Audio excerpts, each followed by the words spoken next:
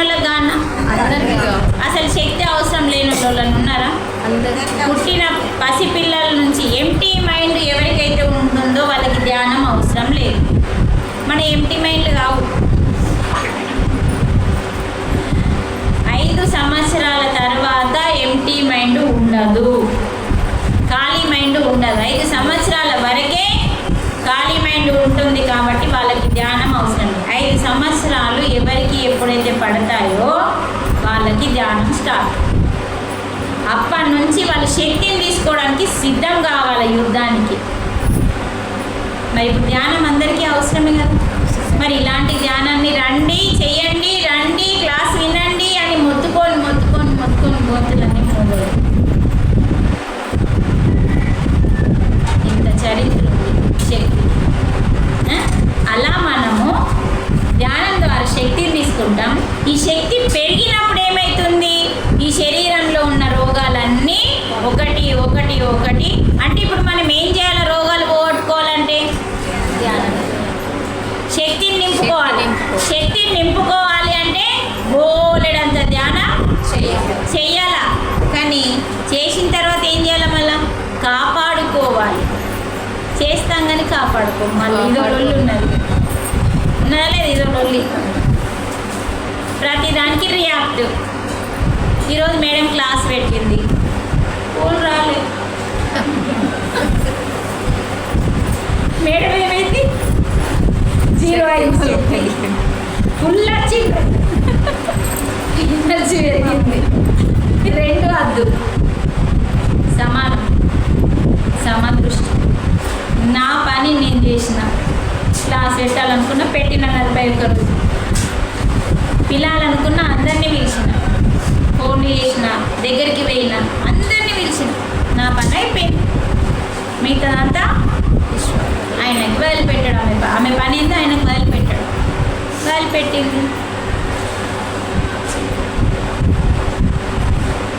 అంటే పని చెయ్యడం వరకే మన బాధ్యత. అందుకే కర్మణ్యేవాధికారస్తే మా ఫలేషు మా ఫలం అడగకు, మా ఫలేషు కదాచన మా కర్మ ఫల హేతుర్భుః మా తే సంగోస్త్వ కర్మణి అన్నాడు.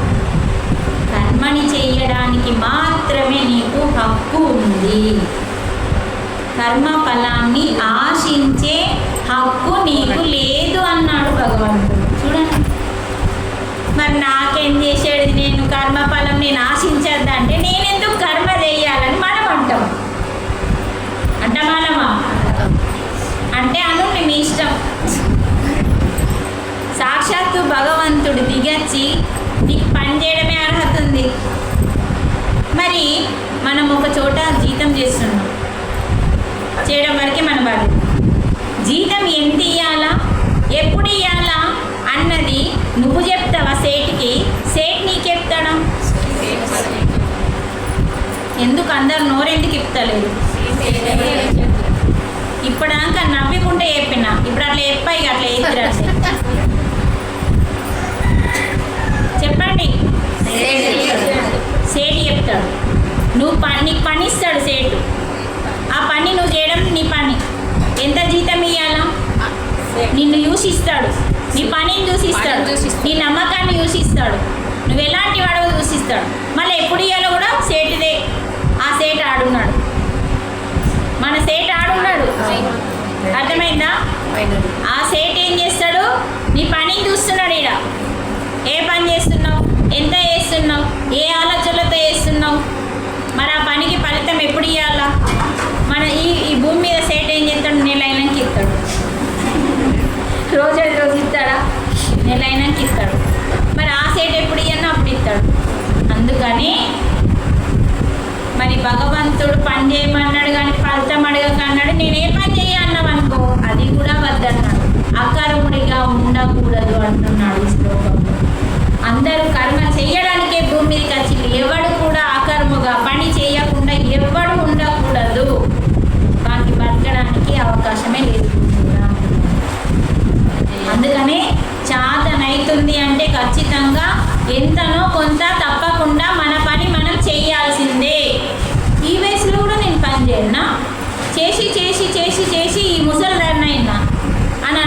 అనుకో, అప్పుడు ఏమవుతుందంటే ఎవరికి ఏం నష్టం లేదు, నష్టం అంతా నీకే. మీకు మా ఇంటి స్టోరీ చెప్తా ఒకసారి అబ్బాయి. అందుకని భగవంతుడు ఈ శ్లోకంలో కర్మణ్యేవాధికారస్తే మా ఫలేషు కదాచన, కర్మలు చేయండి, కర్మ ఫలితాన్ని ఆశించకుండా. ఇప్పుడు నా కోడలు చేతులకు పోయింది, నాకు నడుస్తుంది అని మెల్లగా పోయి చీపిరి పట్టి ఇల్లు నూపు, మాకు ఇల్లు మనం చేయాల్సింది మనం చేయాలండి. వాళ్ళు ఎట్లా చూస్తున్నారన్నది ఆయన చూసుకుంటాడు. మరి నీ కర్మ గత జన్మలో నీ కర్మ ఏదన్నా ఉన్నదచ్చు, దాన్ని బట్టి నీ కోడలు మంచిగా చూడట్లేదు, దాన్ని బట్టి నీ అత్త మంచిగా చూడట్లేదు, దాన్ని బట్టి నీ భర్త మంచిగా చూడట్లేదు. మన కర్మే మన జీవితంలోకి వచ్చింది. కర్మ లేకుంటే మనం భూమి మీదకి రామండి. మన జీవితంలో పాపకర్మ పుణ్యకర్మ రెండు భూమి మీదకి పట్టుకొస్తుంది. అందుకని పుణ్యం కూడా వద్దంటుండు. మరి ఏ కర్మ వేయాలి? పుణ్యకర్మ ఎప్పుడైతుంది? నేను దానం చేసినా అని 10 మందికి చెప్పుకుంటే పుణ్యకర్మ అవుతుంది.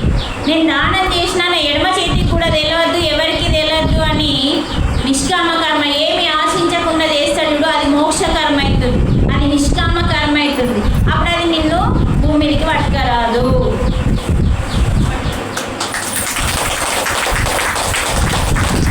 మనకి పుణ్యకర్మ విలువ తెలాలా, నిష్కామ కర్మ విలువ తెలాలా. అందుకని నేను చేస్తున్నాను, నేను ఇచ్చాను అన్నప్పుడు పుణ్యం అవుతుంది. నేనెవరిని ఇయ్యడానికి నేను నిమిత్త మాత్రమే, ఇచ్చిందంత ఈశ్వరుని ఆజ్ఞ వల్ల నాకు వచ్చింది, నేను ఇచ్చిన అంతే తప్ప. కానీ ఏమి ఆశించకుండా చేసే ప్రతి కర్మ నిష్కామ కర్మగా మారుతుంది. ఆ నిష్కామ కర్మే నీకు మోక్షాన్ని ఇస్తుంది. అందుకే అలాంటి అనన్య భక్తి ఏమీ కోరుకోకుండా నిమిత్త మాత్రంగా బతుకుదామండి. ధ్యానం చేద్దాము. ధ్యానం చేయాల్సింది నువ్వు చేయు, ఇవ్వాల్సింది ఆయన ఇస్తాడు. మనం చేయాల్సింది మనం చెయ్యం. ఎప్పుడు చూసినా అడుక్కునుడే. భగవంతుడు అడుక్కోవడం ఆపేసి అర్హతని సంపాదించుకోమన్నాడు. బాగా వినండి. అడుక్కోవడం ఆపేసి అర్హతని సంపాదించుకోమన్నాడు. నీకేం కావాలా దానికి తగ్గట్టు నువ్వు అర్హత సంపాదించుకో. ఇప్పుడు మీకు అర్థమైందో లేదో, ఓ 10వ తరగతి పొలం దగ్గరికి పోదాం. 10వ తరగతి అబ్బాయి పరీక్షలు వచ్చినాయి. ఏం చేస్తాడు? భయపడతాడు. ఫస్ట్ కష్టపడు, తర్వాత ముందు భయం స్టార్ట్ అవుతుంది. మంచిగా చదువుకున్నోనికి భయం వేస్తుందా? భయపడు. చదువు లేనోనికి భయం వస్తుంది, అర్థం కానోనికి భయం వస్తుంది, స్కూల్కి వెళ్ళనోనికి భయం వస్తుంది, విననోనికి భయం వస్తుంది. అని ఏం చేస్తాడు? గుడికి పోతాడు. అప్పుడు ఏమంటాడు? పైసలు బాగున్నాయి వాళ్ళ ఇంట్లో. ఎన్ని కొబ్బరికాయలు కొడతాడట? ఎన్నో. ఇగో దేవుడా ఇట్లా చెప్తాడు, దేవుడా 100 కొబ్బరికాయలు కొడతా, 1000 కొబ్బరికాయలు కొడతా, నాకు ఫస్ట్ క్లాస్ రావాలి. కానీ చదివాడు, కోరుకున్నాడు, పోయిండు. అప్పుడప్పుడు పుస్తకం పడతాడు. తర్వాత రెండో వాడు గుడికి రాడు, మొక్కడు. ఆ పుస్తకంలోనే భగవంతుణ్ణి చూస్తాడు. ఆ పుస్తకంలో ఉన్న జ్ఞానమే సరస్వతి అని నమ్ముతాడు. ఆ పుస్తకం మొత్తం నమ్మలేస్తాడు, చదివేస్తాడు, నెత్తికి ఎక్కించుకుంటాడు. అప్పుడు నేను చేయాల్సింది చేసేసిన, ఇప్పుడు నాకే భయం లేదు అని ధైర్యంగా ఎగ్జామ్ రాయడానికి పోతాడు. ఇప్పుడు భగవంతుడు ఎవరికి ఇస్తాడు ఫస్ట్ క్లాసు?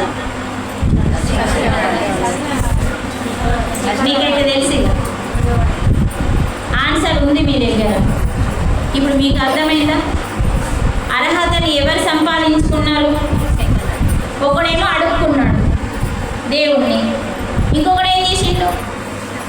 అర్హత సంపాదించుకున్నాడు. ఎందుకంటే భగవంతుడు దేవుడు గుడిలోనే లేడు, అంతటా ఉన్నాడు. ఆ పుస్తకంలో కూడా ఉన్నాడు, ఆ పుస్తకంలో ఉన్న అక్షరంలో కూడా ఉన్నాడు దేవుడు. కాబట్టి వాడేం చేసిండు? అర్హతని సంపాదించుకున్నాడు, వీడేమో అడుక్కున్నాడు. ఇప్పుడు ఈ రెండిట్లలో దేని వల్ల మీకు అర్థమైంది అనుకుంటా. ఇప్పుడు మనకేం కావాలా? అడుక్కో అన్నా, అర్హత సంపాదించుకో అన్నా? ఇప్పుడు అర్థమైందా? అర్హత సంపాదించుకుంటే అడుక్కోవలసిన అవసరం లేదన్నాడు సాక్షాత్తు భగవంతుడే. అందుకనే ఇప్పుడు నీకేం కావాలో నువ్వే చూసుకో. నాకు ఆరోగ్యం కావాలి, ఇస్తాడా? ఇయ్యడు. ఎందుకంటే నువ్వు పాపం చేసినావు. పాపమే రోగం. మరి పాపం పోగొట్టుకోవాలి. ఆరోగ్యం కావాలంటే ఏం చేయాలి? ఆరోగ్యం కావాలంటే శక్తి కావాలి. శక్తి కావాలంటే ధ్యానం చేయాలి. ధ్యానం చేయాలంటే క్లాస్ వినాలి. అంటే మరి నీ పాపం పోవాలంటే నీకు జ్ఞానం కావాలి. ధ్యానం చేస్తే జ్ఞానం వస్తుంది, శక్తి వస్తుంది. రెండు వస్తాయి. ధ్యానం చేస్తే రెండు వస్తాయి. శక్తి వస్తుంది, జ్ఞానం వస్తుంది. ఈ శక్తి ఏం చేస్తుంది? నీ శరీరాన్ని శుద్ధి చేస్తుంది. జ్ఞానం ఏం చేస్తుంది? నీ కర్మని పోగొట్టేస్తుంది. ఇప్పుడు కదా ఆరోగ్యం సంపాదించుకున్నాము, హాస్పిటల్కి పోయి పైసలు ఇస్తా నాకు ఆరోగ్యం ఇయ్యుండలేని మనం అందరం పోతున్నాం. మనం అందరం చేసేది అదే. నేను కాదు, నేను ఒకప్పుడు పోయినా, ఇప్పుడు పోవట్లేదు. ఇప్పుడు మనం అందరం ఏం చేస్తున్నామంటే హాస్పిటల్కి వెళ్ళి డబ్బులు ఇచ్చి ఆరోగ్యం కొనుక్కోవాలని పోతున్నాం. రావట్లేదు కదా? వస్తుందా? రావట్లేదు. అసలు హాస్పిటల్కి పోయిన వాళ్ళ ఇంటికి వస్తామో రాము కూడా తెలుస్తుంది. కాబట్టి రాదు. మన ఆరోగ్యం కావాలంటే ఎక్కడికి పైసలు ఇవ్వాల్సిన అవసరం లేదు. కానీ ఆరోగ్యం కావడం కొనుక్కోవడం కోసం నువ్వు హాస్పిటల్కి ఎట్లా వెళ్ళావో ఆరోగ్యం కోసం నువ్వు నీ లోపలికి వెళ్ళు. నువ్వు నీ లోపలికి వెళ్ళు. కానీ పైసలు ఖర్చు లేవు. లోపలికి వెళ్ళి శ్వాస మీద ధ్యాసతో ఉండు. ఆ శ్వాస నిన్ను శూన్యంలోకి తీసుకెళ్తుంది. ఎప్పుడైతే నువ్వు శూన్యంలోకి వెళ్తావో అప్పుడు నీకు బ్రహ్మరంధ్రం ఓపెన్ అవుతుంది. ఈ రంధ్రం ద్వారా విశ్వశక్తి నీ ప్రాణమయ శరీరం లోపలికి వస్తుంది. ఎక్కడ అనారోగ్యం ఉందో ఆ యొక్క శక్తే చూసేసుకుంటుంది. మీరు సింపుల్ శక్తిని తీసుకోవడం చాలు, కానీ దాన్ని పోగొట్టుకోకండి. అందుకనే ధ్యానం పొద్దున 10 గంటలకు వచ్చి కూర్చోండి అన్నాం. క్లాస్ 11:12 స్టార్ట్ అయింది కదా. మీరు లేట్ రావడం వల్ల నిన్న నేను మీకు క్షమాపణ చెప్పిన, నేను లేట్ వచ్చినా మీరు రేపు లేట్ రావద్దు అన్నా. వచ్చిన వాళ్ళు కొంచెం ధ్యానంలో కూర్చున్నారు, కొందరు సేవ చేసుకున్నారు, ఇంకొంచెం మంది రాలే. ఇప్పుడే వచ్చిండు, ఇప్పుడు కొంచెమే ధ్యానంలో కూర్చున్నారన్న అయితే లేదు. ఎంత సమయాన్ని మనం సద్వినియోగం చేసుకుంటే మనకు అంత జ్ఞానం దొరుకుతుంది. అంత జ్ఞానం దొరికితే తొందరగా మనం మోక్షానికి దగ్గర అవుతాం. ఎందుకంటే రోజు నేను ఉండదు కదా. చూడండి, మేడం ఒక పాట పాడితే ఎంత జ్ఞానం వచ్చింది మనకి. నారాయణ హరి నారాయణ శ్రీమన్నారాయణ లక్ష్మీ నారాయణ. అంటే ఈ 4 నారాయణలు అంటే ఏంటి? నారాయణ అంటే ఆత్మ పదార్థం, లక్ష్మీనారాయణ అంటే ఇప్పటిదాకా చెప్పినంత స్టోరీ. 8 లక్ష్యములు మన వశం కావాలి. వాటిని అష్టసిద్ధులు అంటాము. విజయలక్ష్మి, ధాన్యలక్ష్మి, ధైర్యలక్ష్మి, సౌమాన లక్ష్మి, గజలక్ష్మి, అన్ని లక్ష్మిలు, ధనలక్ష్మి, అన్ని లక్ష్మిలు మన వశం కావాలి. వ్రతం చేస్తే, పూజ చేస్తే ఆ లక్ష్మిలు వశం కావు. మనం ఏం చేస్తే అవుతారు?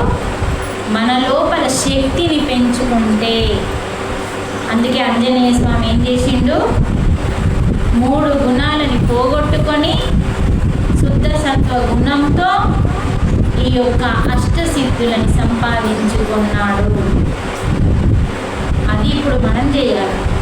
ఎందుకంటే మనం ఆత్మారామం దగ్గరికి పోవాలి కదా. పోరా మీరందరూ? ఆత్మారామం దగ్గరికి పోరా? పోవాలి. అడికి పోతేనే మోక్షం. మరి ఆంజనేయ స్వామి ఏం చేసిండు? 3 గుణాలను పోగొట్టుకున్నాడు.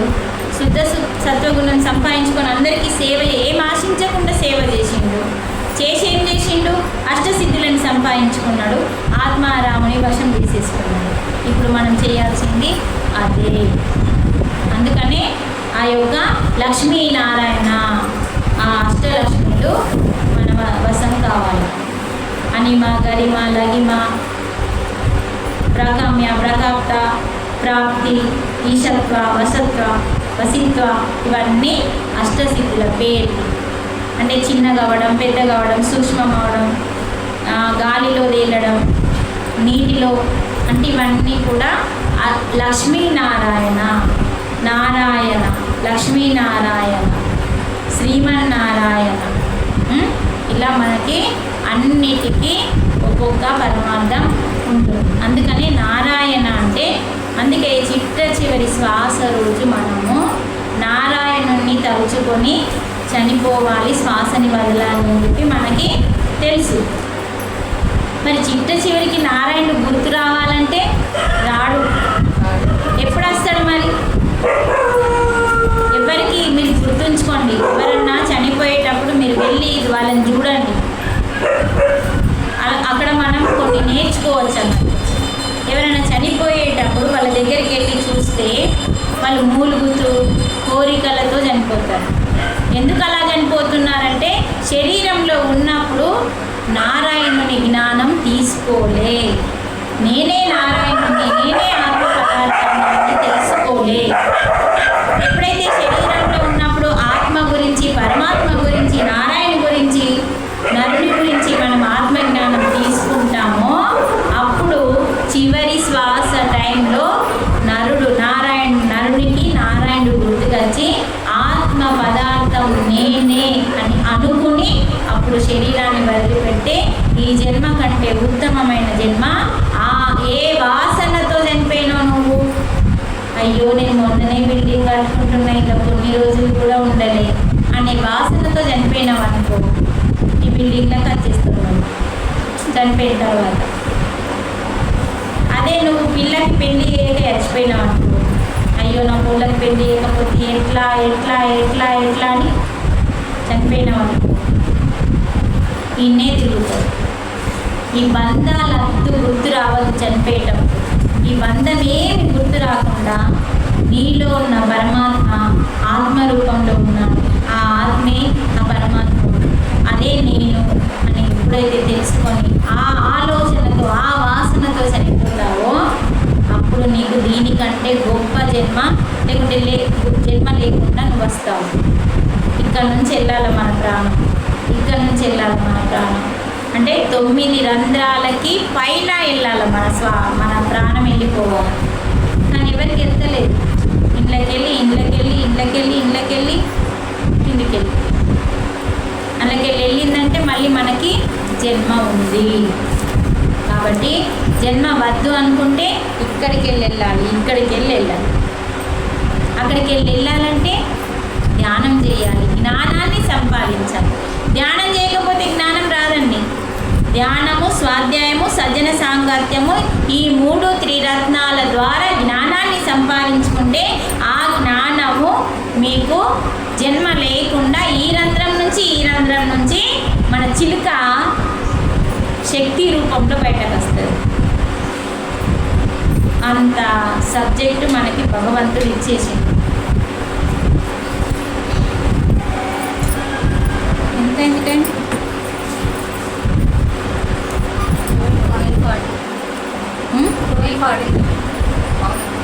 ఇదేంది వీడియో నడుస్తుంది, మీటిపోయింది ఉండన్నా నాకు 2 గీతలు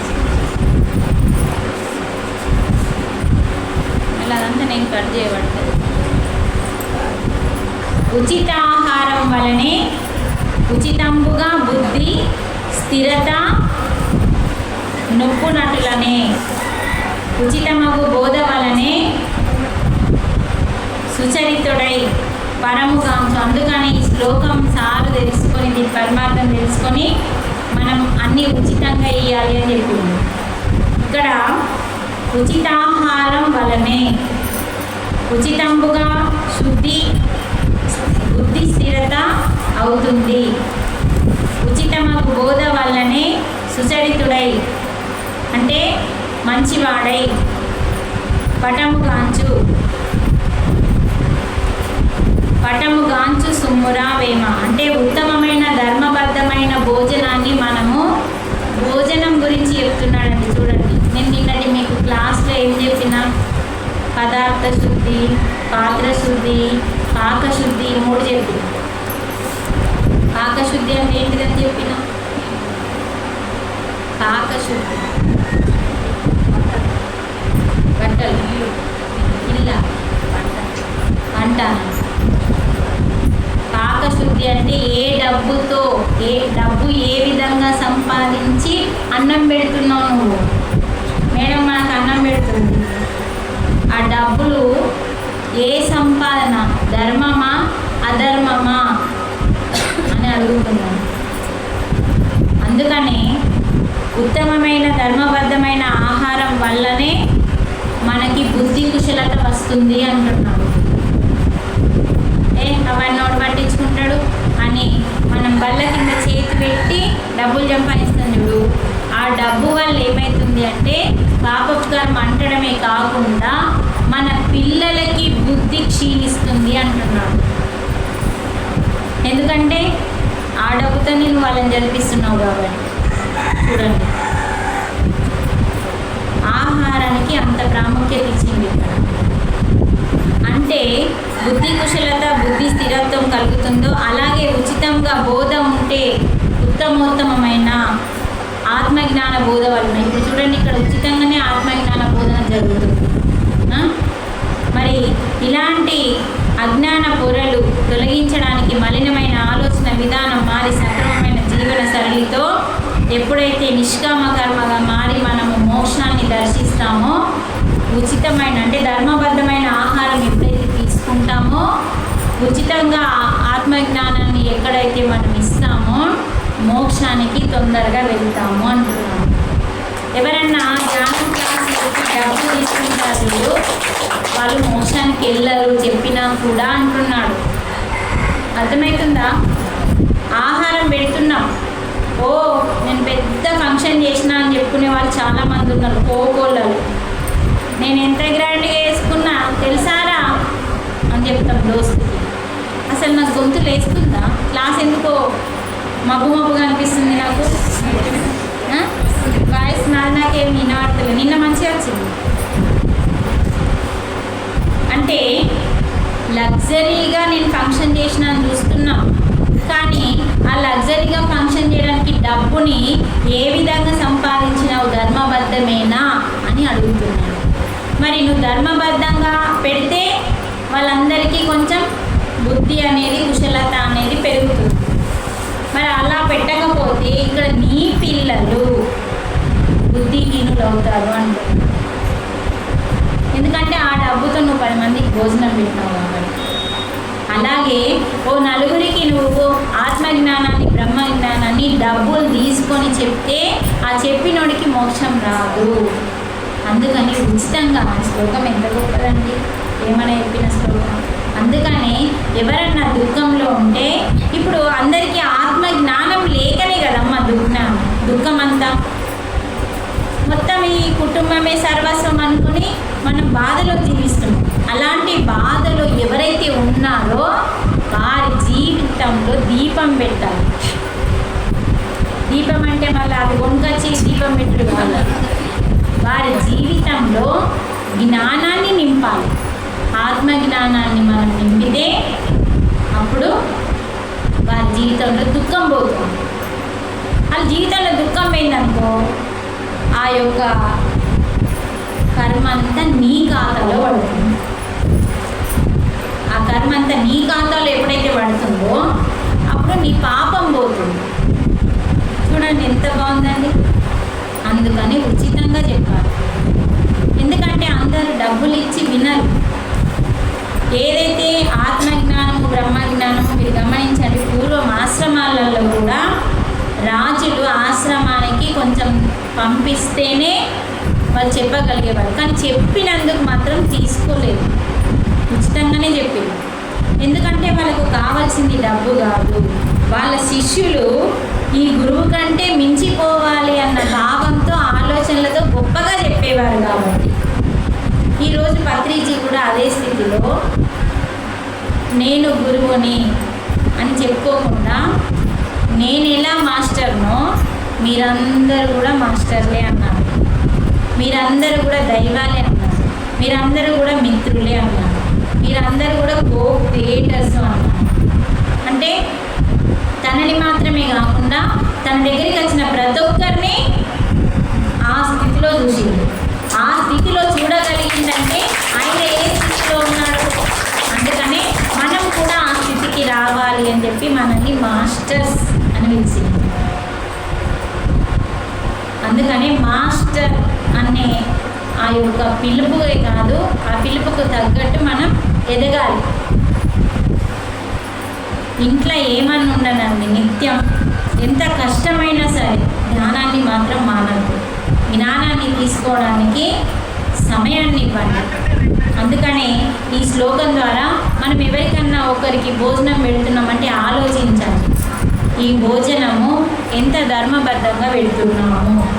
అందుకనే మీరు గమనించండి, ఈరోజు మొగళ్ళు ఏ డబ్బు సంపాదిస్తుందో ఆడవాళ్ళకి చెప్పట్లేదు, కానీ మనం చదివిన మంత్రం అదే చెప్తుంది. ఏం చదివిన మంత్రం? ఒకరి చేతిలో ఒకరు ప్రమాణం చేసి పంతులు చదివిస్తాడు. ఏమని చదివిస్తాడు? ధర్మేశ అర్థేశ కామేశ మోక్షేశ. అంటే ధర్మేచ, ధర్మ ప్లస్ అంటే ఏం చెప్తున్నాడు? ధర్మబద్ధంగా ఉంటూ, అర్థేచ అంటే డబ్బుని ధర్మబద్ధంగా సంపాదించు. అర్థేచ అంటే డబ్బుని ఏ విధంగా సంపాదిస్తున్నావో నీ అర్ధాంగికి చెప్పి సంపాదించు. అర్ధేచ అంటే నీ అర్ధాంగికి డబ్బుని ఏ విధంగా సంపాదిస్తున్నావో ఆమెకి తెలియాలి. ఇది మనం ప్రమాణం చేసినాం పెళ్లి మంత్రంలో. మళ్ళీ మూడవది ఏంటిది? ఒకవేళ భార్య నువ్వు ఏ విధంగా సంపాదిస్తున్నావో అని ఖచ్చితంగా అడగాల్సిందే. అడగకపోతే ఆమె అధర్మంలో ఉన్నట్టు. మనం ఎప్పుడైతే డబ్బుని ఏ విధంగా సంపాదిస్తున్నామో తెలుసుకొని ఆయనని సక్రమైన మార్గంలో పెట్టకపోతే ఆ పాపంలో భాగం మీకు కూడా అవుతుంది. అందుకని ఫస్ట్ మనం డబ్బుని ఏ విధంగా సంపాదిస్తున్నాము, ఒకటి భార్య భర్తలు తెలిసి సంపాదించాలి. ఎందుకంటే ఆయన తెస్తేనే కదా ఈమె పెట్టాలి, మరి ఈమె పెడితే ఆమె కూడా అందులో భాగం అవుతుంది. మరి అందుకని నువ్వు ధర్మంగా వస్తుందా, ఆ పాపం కూడా నాకు అంటుకుంది అని తెలుసుకొని మనం పెట్టే అన్నం ధర్మంగా ఉండాలి. పెట్టే అన్నంలో పుణ్యం ఇద్దరికి వస్తుంది, పాపం ఇద్దరికి వస్తుంది. కాబట్టి తప్పకుండా భార్యకి తెలియకుండా భర్త ఏ రూపంలో డబ్బులు సంపాదించడానికి లేదు అని ఈ మంత్రం యొక్క అర్థము అయిందా. కామేచ, ఏ డబ్బునైతే ధర్మబద్ధంగా సంపాదించుకున్నావో, కామేచ అంటే అత్యాశలు. అంటే నీ పరిస్థితి గిట్లుంది, నీ కోరికలు ఆకాశాన్ని అంటుతుంది. అంటే సరి అయిన కోరికలు మాత్రమే కోరుకొని వాటిని ధర్మమైన డబ్బుతో తీర్చుకో. సరి అయిన కోరికలు అంటే మీకు అర్థమైంది అనుకుంటా. సరి అయిన కోరికలు ఏంటియో మీరు తెలుసుకోవాలి. అంటే అత్యాశలకి పోవద్దు. మన దగ్గర ఆశలు లేదు, కొనుక్కోవడానికి ఆశలు లేదు, కానీ పక్కోళ్ళు కొనుక్కున్నారు కదా, నాకు లేకపోతే ఎట్లా అని అనుకున్నాం అనుకో, దాన్ని మనం ఆ కామేచ అంటే మితిమీరిన కోరికలు, అది వద్దు అంటున్నాం. తర్వాత ఈ మూడింటిని ఎప్పుడైతే పాటిస్తావో అదే మోక్షేచ, అప్పుడు నీకు మోక్షం వస్తుంది. సరి అయిన కోరికలతో డబ్బుని ధర్మబద్ధంగా సంపాదిస్తూ ధర్మాన్ని ఆచరిస్తూ ఎప్పుడైతే ఈ మూడు పాటిస్తావో అప్పుడు మీ ఇద్దరికి భార్య భర్తలకి మోక్షం వస్తుంది అంటున్నాం. అందుకని పెళ్లి మంత్రం యొక్క ఎందుకు పెళ్లిలో చెప్పిండు, మరి పుట్టంగానే ఎందుకు చెప్పలేదంటే పుట్టంగానే మన పక్కన భర్త లేడు కాబట్టి.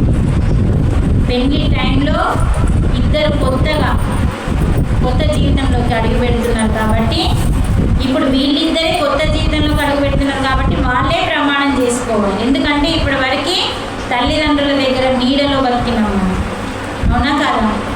ఆడపిల్లైనా మగపిల్లనైనా తల్లిదండ్రుల దగ్గరనే అప్పటి వరకు బతికింది. కానీ ఇప్పుడు వీళ్ళిద్దరు స్వేచ్ఛగా బతకబోతున్నారు, వాళ్ళకి వాళ్ళు జీవించబోతున్నారు. కాబట్టి వాళ్ళిద్దరు ప్రమాణం చేస్తారు. అది పెళ్లి మంత్రం యొక్క పరమార్థం. అందుకని ఆ డబ్బుతో నువ్వు అన్నం పెడితే నీ బుద్ధి కుశలత పెరుగుతుంది. చూడండి, డబ్బుకి ఆహారానికి ఎంత విలువ ఉంది. అలాగే ఆత్మజ్ఞానానికి కూడా మనం డబ్బులు తీసుకోకుండా ఎప్పుడైతే చెప్తామో వారికి తొందరగా మోక్షం వస్తుంది.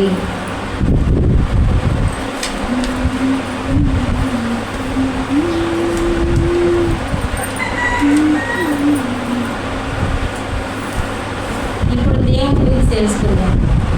లేడు లేడని లేడు, లేనే లేడు, కాదు కాదంటన్న కానే కాడు, తోడు తోడటన్న తోడనే తొడగు, విశ్వదాభిరామ వినురవేమ.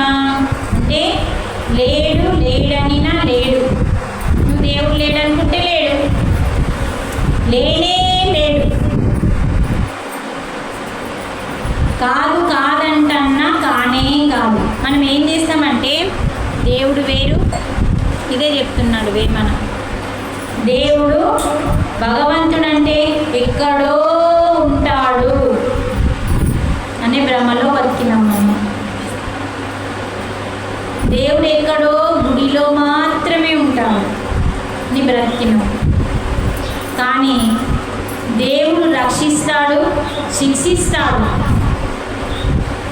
మేడం మీరు తిరగడం ఆపేయండి, అంత మిమ్మల్నే చూస్తున్నారు వీళ్ళందరూ. వాళ్ళకి ఎన్నిసార్లు చెప్పినా అర్థమవుతలేదు. నువ్వేం తీసుకోబోతున్నావో చూస్తున్నారు, కానీ నేను చెప్తున్నానో వినట్లేదు. అది చాలా ఇంపార్టెంట్ ఆమె తీసుకోబోయేది, నేను చెప్పేది ఇంపార్టెంట్ కాదు. బుర్ర వేడెక్కుతుంది. రక్షిస్తాడు, శిక్షిస్తాడు అనే భ్రమలో ఉన్నాడు. దేవుడు రక్షించడు, శిక్షించడు. మరి ఎవరు రక్షిస్తారు, ఎవరు శిక్షిస్తారు చెప్తున్నాడు ఈ శ్లోకం. నీ కర్మే శిక్షిస్తుంది, నీ కర్మే నిన్ను రక్షిస్తుంది, అవునా కాదా? పుణ్యకర్మ రక్షిస్తుంది, సత్కర్మ రక్షిస్తుంది, పాపకర్మ శిక్షిస్తుంది. అందుకని భగవంతుడు ఎక్కడో ఉన్నాడు అనుకుంటున్నాము, వాడొచ్చి రక్షిస్తాడనుకుంటున్నాము, శిక్షిస్తాడనుకుంటున్నాము. ఆయన్ని మనం చూడలేమనుకుంటున్నాము. ఆయన అందరిలో ఉన్నాడు కానీ చూడలేమనుకుంటున్నాము. అహమాత్మ గుడాకేశ సర్వభూతాశయ స్థిత అన్నాడు. అందరిలో నేను ఉన్నాను చూడండి అన్నాడు. కానీ మనం చూస్తలేము. పత్రిజీ చూసిండు, ఎందరో గురువులు చూసిండు. కాబట్టి మనం చూడలేము, మన వల్ల అవ్వదు, మనకు అర్హత లేదు, ఇక్కడ లేడు, ఎక్కడో ఉన్నాడు, మనకి కానరాడు అన్న అపోహలో ఉన్నప్పుడు ఎప్పటికీ భగవంతుడు పరమాత్మని అనుభూతిని మనం చెందలేము అంటున్నాడు. ఏవైతే ఈ ఆలోచనలు ఉన్నాయో, భగవంతుడు ఎక్కడో ఉన్నాడు, నన్ను శిక్షిస్తాడు, రక్షిస్తాడు, కనబడడు, దూరంగా ఉన్నాడు అనే అపోహలో నువ్వు ఎప్పుడైతే బతుకుతావో పరమాత్మ అనే అనుభూతిని నువ్వు ఎప్పటికీ పొందవు అంటున్నాడు. పొందవు. అలాగే ఎల్లప్పుడూ మనలోనే ఉన్నాడు, మనలోనే శోధిస్తున్నాడు, మనతోనే ఉన్నాడు, ఇదే సత్యం అంటున్నాడు వేమనాచార్యుడు. అంటే భగవంతుడు మనలోనే ఉన్నాడు, మనతోనే ఉన్నాడని ఎప్పుడైతే తెలుసుకుంటావో అప్పుడు భగవంతుని యొక్క అనుభూతి అనుగ్రహం పొంది నువ్వు తనకి దగ్గరైతావు అంటున్నాడు యోగి వేమన. మనం అదే భ్రమలో బతికినాం ఇన్ని రోజులు. దూరం ఉన్నాడు, గుడిలోనే ఉన్నాడు. అందుకని నిన్నటి శ్లోకం చెప్పినాం కదా, పూజ చేయ చేయ పూజారి తానాయే. చెప్పుకున్నామా? అది కూడా పోయిందా? ఏమని చెప్పుకున్నాం? యాడ పూజ చెయ్య, ఏడ పూజ చేస్తావు?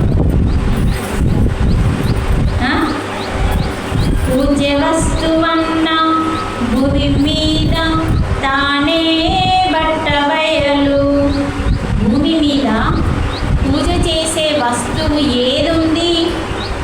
తానే, అంటే నువ్వే. ఎందుకంటే నీలోనే భగవంతుడు ఉన్నాడు కాబట్టి. అందుకని యాడ పూజ చేయు నెల్ల దిక్కుల తానే. చూడండి ఎంత గొప్పగా అంటే, ఏం తెలుసుకోలేక ఎలా బతికేసినా మీకు నేనులు అయిపోయినాను. ఏడ పూజ చేస్తావు?